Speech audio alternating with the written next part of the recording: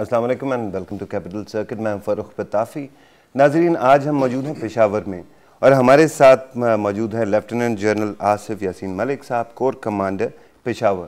ان سے ہم سمجھنا چاہتے ہیں کہ اس وقت جو دہشت گردی کے خلاف جنگ چل رہی ہے یا کمپین چل رہی ہے, اس کے اندر ہم نے کہاں تک اچیو کیا ہے, کیا کیا باٹل نیکس باقی ہیں اور کیا آنے والے دنوں میں اس کا ریزولوشن کوئی پاسبل ہے.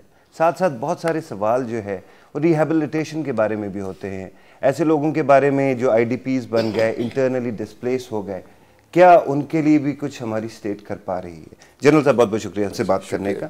جنرل صاحب, سب سے پہلے عام عوام جو ہے وہ شاید اتنا زیادہ نہیں سمجھتی اس کانفلکٹ کو, اس کا کیا سکوپ ہے, کتنا بڑا یہ ہمارے ٹرائبل ایریاز میں مسئلہ موجود ہے.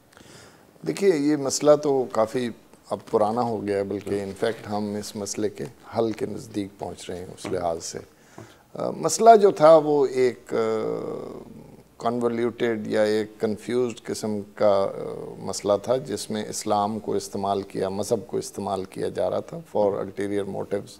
اور بیسیکلی یہ پاور سٹرگل تھی کہ کچھ علاقے پر قبضہ کیا جائے, وہاں پر ایک اپنا نافذ کیا جائے کوئی قانون اور روایات جو ہیں.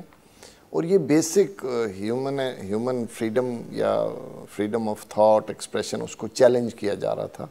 ایک گروپ آف لوگ آئے, انہوں نے آ کے لوگوں کو بتانا شروع کیا کہ آپ زندگی اس طرح گزاریں گے, فلانا کپڑا پہنیں گے, فلانے اسکول میں جائیں گے, نہیں جائیں گے, مدرسے میں جائیں گے, اور اسلام کی بھی ایک نیرو جو پرسپیکٹو ہے اس کے اندر آپریٹ کریں گے.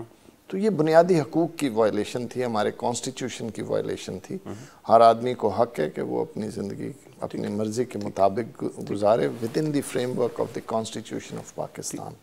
سو پرائمیرلی اگر آپ کو یاد ہو, 2-3 سال پہلے سوات میں اعلان کیا گیا تھا کہ جی ہم کانسٹیٹیوشن کو نہیں مانتے. انہوں نے اپنا جھنڈا لگایا اور ایک state with in state create کی.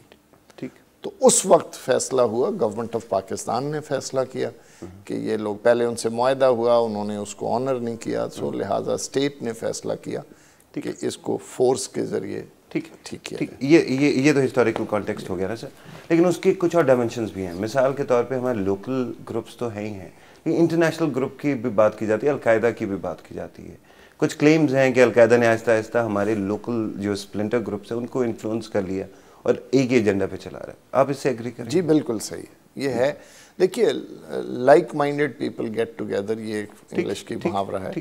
سو یہ لائک مائنڈیڈ لوگ ہیں, یہ ایک پین اسلامزم کے پیروکار ہیں یا پرچار کرتے ہیں جو القاعدہ کا تھاٹ ہے, اور القاعدہ ان کو اب استعمال کر رہی ہے to create trouble in this country, to exploit the fault lines.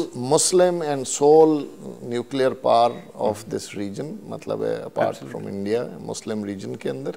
It's a very large country, لوگ 180 million, 190 million کی بات کر رہے ہیں, with lot of potential. Imagine Al-Qaeda or somehow sympathizers get control of this country. So that is how they are.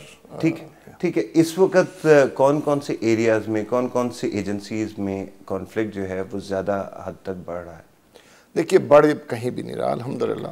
مور اور لیس آج مثلاً آج کے دن میں میں آپ کو بتا سکتا ہوں کہ there is no operation taking place anywhere in FATA. And when I say operation, large scale operation, جو military term نے جس کو کہتے ہیں battalion and above کا operation. چھوٹا موٹا کسی مکان میں کوئی خبر ملی, اس کی تلاشی لے لی, کوئی پکڑ لیا, کوئی چیک پوسٹ پہ, وہ چلتا ہے, آن گوئنگ پروسیس ہے. ایکچولی امپلائنگ سر کہ جتنے بھی آپریشن سٹارٹ ہوئے وہ کنکلوڈ ہو گئے تقریباً ان میں آئی وڈ سے اگر آپ پرسنٹیج کے اس پہ بات کریں تو وی آر ناؤ 10% کے آس پاس ہم بات کر رہے ہیں which are left over areas یا ایشوز ہیں اس میں, جس کے لیے ہم صحیح وقت اور صحیح مقام پر آپریشن کرتے رہیں گے. ٹوٹلی کیمپین ابھی اپنی کلمینیشن پہ نہیں پہنچی. ٹھیک ہے, لیکن اس وقت کانفلکٹ ایریاز کی اگر آپ نے بات کی, ماموزئی کے اندر ماموزئی میں ایشو ہے, اور وہ بائی ڈیزائن کیا گیا تھا. جب ہم نے پچھلے سال اورکزئی ایجنسی کو کلیئر کیا تو ایک خاص جگہ پر ہم نے آپریشن روک دیا. اس کی وجہ یہ تھی کہ ماموزئی سے ڈسپلیسڈ لوگ بہت تھے. اگر ہم آپریشن زیادہ چلنے دیتے تو وہ ڈسپلیسڈ لوگوں کا جو ٹارچر تھا یا مزری تھی وہ بڑھ جاتی.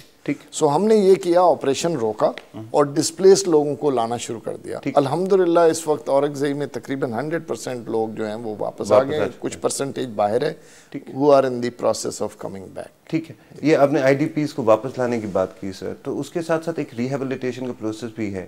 وہاں پہ جتنے بھی لوگوں کی پراپرٹی ہے وہ ڈیمیج ہو جاتی ہے, دیگر لائیوز بھی بہت ہی. تو آر وی آلسو فوکسنگ؟ جی بالکل بالکل, اس میں ایک جوائنٹ اسٹریٹجی ہے جو ہم فاٹا سیکریٹریٹ کے ساتھ کام کر رہے ہیں. اس کے علاوہ آرمی چیف نے اپنی ریسورسز بھی ریلیز کیے, جس میں ہم لوگوں کو نہ صرف ان کے گھر وغیرہ مرمت کرنے کے لیے مٹیریل وغیرہ پرووائڈ کر رہے ہیں, ان کو جو ہے نا لائیولیہڈ پیکج ہم دے رہے ہیں. کسی کی زمین آباد کر دی, کسی کی واٹر چینل ٹھیک کر دی, کسی کا ٹریکٹر ٹھیک کروا دیا, کہیں ٹریکٹر اویلیبل کر دیا, بیج پرووائڈ کرنا, کھاد پرووائڈ کرنا, یہ سارا جو ہے یہ ہم سول گورنمنٹ اور آرمی مل کے کر رہے ہیں. تو ہم ان کو لائیولیہڈ کی طرف دوبارہ لا رہے ہیں کہ جیسے زندگی انہوں نے رکی تھی اس سے بہتر اس میں شروع ہو جائے. اور وہ کتنا قریب ہے اس کے؟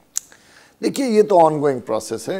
یہاں اتنی بیکورڈنیس اور اتنی غربت ہے کہ وہ شاید اگلے 10 سال بھی کمپلیٹ نہ ہو, لیکن it is an on going process ہے جو چلتا رہے گا. وہ ایک انکریمنٹل پروسیس کے تحت ان کو ہم لیکن کوئی ٹائم لائنز تو ہوں گی, you must have some idea in your mind. Time lines دیکھیے, اگر آپ کہیں کہ جیسا وہ چھوڑ کر گئے تھے ویسا تو وہ آلریڈی ہو چکا ہے. اچھا ویسے ہو یہ نہیں جس حالات میں وہ اپنا وطن چھوڑ کر گئے تھے وہ تو آلریڈی ہم, بلکہ میں یہ کہوں گا کہ اس کو ہم کراس کر چکے ہیں. اس وقت سکولز کے حالات بہتر ہیں, اس وقت کالجز کے حالت بہتر ہیں, اس وقت ہاسپٹلز میں ڈاکٹر آ رہے ہیں. جہاں ڈاکٹر نہیں ہیں ہم خود فلائی کر رہے ہیں ڈاکٹرز.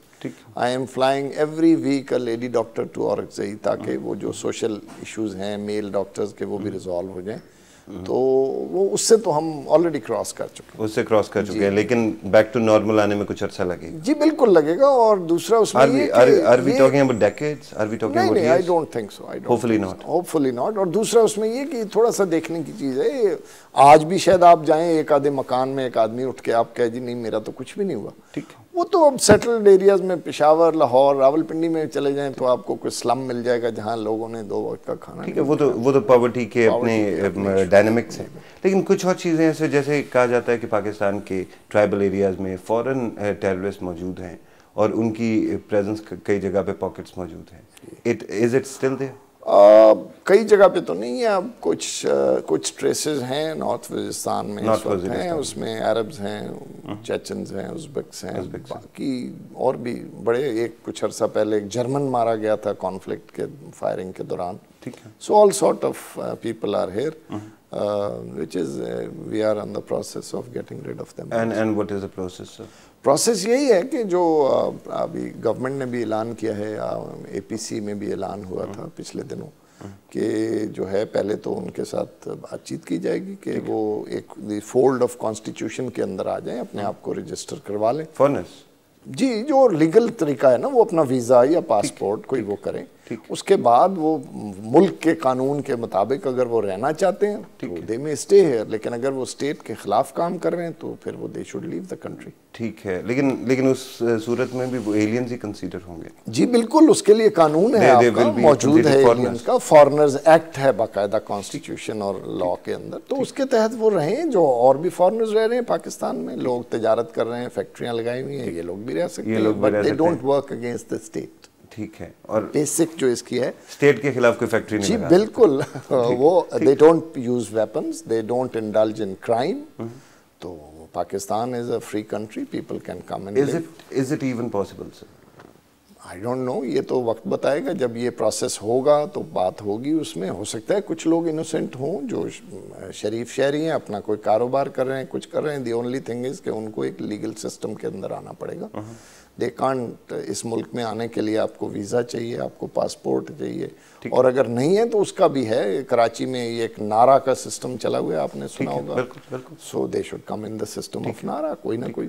اچھا, دس از دا فرسٹ اسٹیپ. اگر یہ نہیں ہوتا تو اس سے اگلا اسٹیپ کیا ہے؟ تو پھر they leave the country. They leave the country. And if they don't leave the country, then necessary legal process will be initiated against them. Legal process including civilian authority. Including civilian authority. There is a political agent in FATA, jiski apni authority hai, who is capable of handling foreigners. He has been handling foreigners. ہمارے border سے آتے رہے foreigners. ٹھیک ہے. اور اگر وہ بھی نہ ہوا تو finally operations. Force will be used. اچھا, یہ فورس کے بارے میں بار بار اے پی سیز میں جو آ رہا ہے وہ یہ ہے کہ فورس جو ہے وہ ہر چیز کا حل نہیں ہے. جی بالکل. اور یہ ایمفیسس تو ہمیں نظر آتا ہے. لیکن آپ ایک ایسی جگہ پہ بیٹھے ہیں جہاں پہ شاید آپ فورس کے بغیر ان لوگوں سے حل نکال بھی نہیں سکتے. Is it not true? نہیں دیکھیے، force should always be the last resort. میرا یہ but still an option. Yes it is always. دیکھیے یہ اگر ایک آدمی اگر پولیس میں بھی اگر آپ جائیں تو وہ تھانے میں یا کہیں جب وہ کوئی دہشت چوری چکاری ہوتی ہے تو باہر سے پولیس کہتی ہے کہ تم باہر آ جاؤ ورنہ تمہیں گولی مار دیں گے ہم. ٹھیک ہے. سو یہ تو ایک رائج الوقت پروسیس ہے کہ آپ فورس کے استعمال کا دھمکی دے کر وہ استعمال کرتے ہیں کوئرشن سے، فیئر سے، تھریٹ سے. لیکن ایک اور چیز بھی ہے جو جنریشنل ہے. شاید کچھ جنریشن پہلے ہی کچھ فورنرز آ کے رہے تھے، انہوں نے یہاں پہ لوکل شادیاں کی، ان کے بچے ہیں، فیملیز ہیں، ان کے ساتھ کیا کیا جائے؟ ان کے لیے بھی دیکھیے یہ میں نے جو پہلے بات کی یہ ان کے لیے بھی لاگو ہے. خواہ وہ 2 جنریشن پہلے آئے تھے 79-80 میں رشین انویژن کے ساتھ وہ لوگ آئے، ٹھیک ہے، تو وہ یہاں کے پاکستانی لاء کے مطابق وہ آ کے اپنے آپ کو رجسٹر کرائیں پولیٹیکل ایجنٹ یا کمشنر یا ڈی سی او کے پاس، اور ایک سسٹم کے اندر وہ